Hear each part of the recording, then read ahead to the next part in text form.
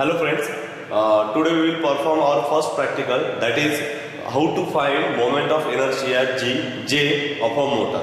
So we all know if motor is rotating at certain speed and suddenly the supply is removed, motor will slowly come down to the zero. But when supply is removed, motor is rotating, it means it has some kinetic energy, and that rate of change of that kinetic energy is nothing but the rotational losses in that motor at that time. So power, that is the rotational loss power P, is always equal to d by dt of half j omega square. Half j omega square means kinetic energy, where j is the moment of inertia and omega is the angular velocity in a radian per second. So d by dt of half j omega square is nothing but a power P.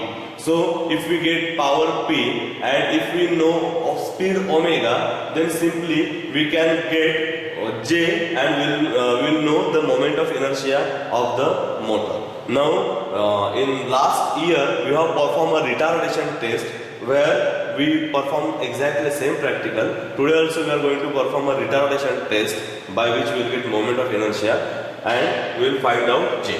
So let's see here. Connection has been done. Now I will switch on the supply.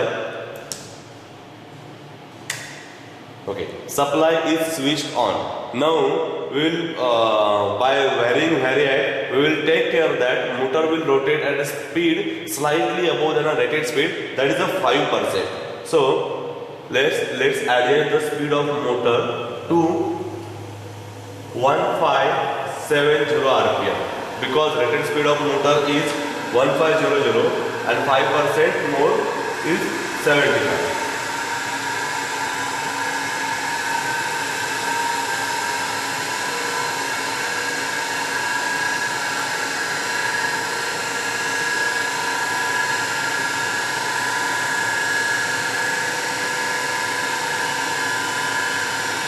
Okay, so here I have adjusted speed of a motor at 1500 rpm.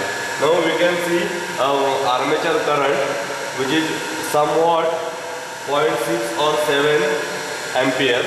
Field current is there, that also we can note down, and voltage also we can note down.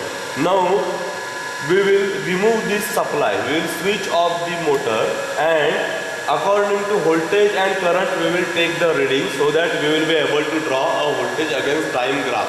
So we will see at particular voltage what will be the time. So here I have drawn observation table 200, 150, 100, 50 and 0. So I will check at 200 voltage or at what time motor voltage will reduce to 200 volt.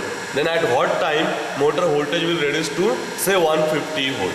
So let's see. I have to remove this supply, at the same time I will start stopwatch. So 200 it will become at 04 second. Then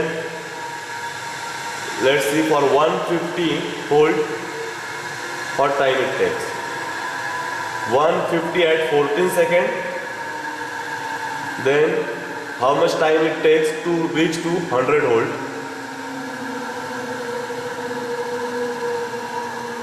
100 volt it reach at a 25 second. Then 50 volt.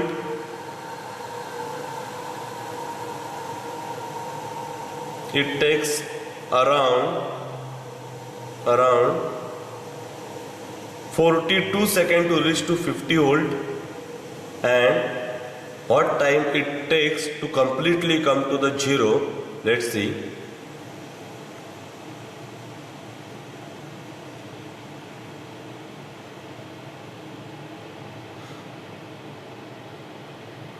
It takes 1.02 second to completely come to the zero position. Now first we will switch off the supply and then we will do calculations. So reduce the variac and switch off the supply. Now see here, this is the observation table. Already I have done calculations so that we can simply see it. Readings are exactly same. We got exactly somewhat same readings.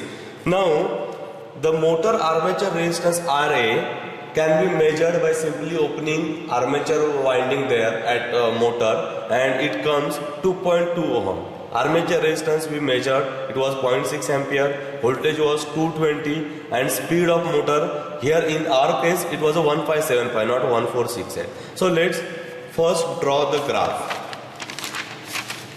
So this is voltage against time graph, and we have plot at 200, that is at 200C, our reading was a 4 second, so it is 4 second. Then at 150 reading was a 14, so at 150 reading is 14. Likewise, this is first point, this is second, this is third, fourth and fifth. So we have plot all the points and we got one curve. From this curve we conclude that as time rises, voltage drop down. At some point it reached to the zero. Now target is to find slope from this curve. So we took any 2 points, xy coordinates of those 2 points, and simply y2 minus y1 upon x2 minus x1 is a slope. So by putting the values we get slope, that is a 4. Now we all know E is equal to, that is EMF, E is equal to V minus IaRa. V is 220, Ia is a 0.6 as we know, and Ra was 2.2 ohm. So we got E equal to 218.68 volt. Now as we know E, we can calculate power P. P is nothing but V into I in DC. So 218.68 into I is the armature current Ia, and we got power is 131.20 watt. Now power P is nothing but d by dt of half j omega square, that I told you already. Now let's see how this formula comes. So as I said just now, power P, that is the rotational loss, is nothing but d by dt of half j omega square. So let's take it. Half is a constant, j is a constant, which is taken outside. So 1 by 2 j, in bracket it remains d by dt of omega m square. So derivative of omega m square is equal to 2 omega m into d by dt of omega m. So third step we have seen that half j into 2 omega m into d omega m by dt. Here 2 will get cancelled and remaining formula will be j omega m into d omega m by dt. Now we all know omega m is nothing but 2 pi m by 60. So we have replaced omega m by 2 pi m by 60 in both places. Now d by dt of 2 pi m by 60, where 2 pi by 60 is a constant. So it is taken outside, and for derivative it remains only dn by dt, and outside as already there is a 2 pi by 60 and 2 pi by 60 is taken common, it becomes 2 pi by 60 square. J is a constant which is already there. So 2 pi by 60 square is nothing but 0.011. By calculation we will get that. So now formula becomes P equal to 0.11 Jn dn by dt. So now by rearranging this formula we will get J equal to P by n dn by dt 0.011. Now let's see the calculation. So as I said, we got P 131.208. J is a formula P by n into dn by dt into 0.011 as we seen just now. So power P is a 131, that has been placed over here. N is a 1468. In our case it was 1575. So slightly there will be a decrease in this thing. 4 is a slope, that is a dn by dt. Then this is a constant 0.011. So by simply calculating it with this, we will get a moment of inertia J 2.0313 kg meter square. So this is how by retardation test we can get moment of inertia. Thank you.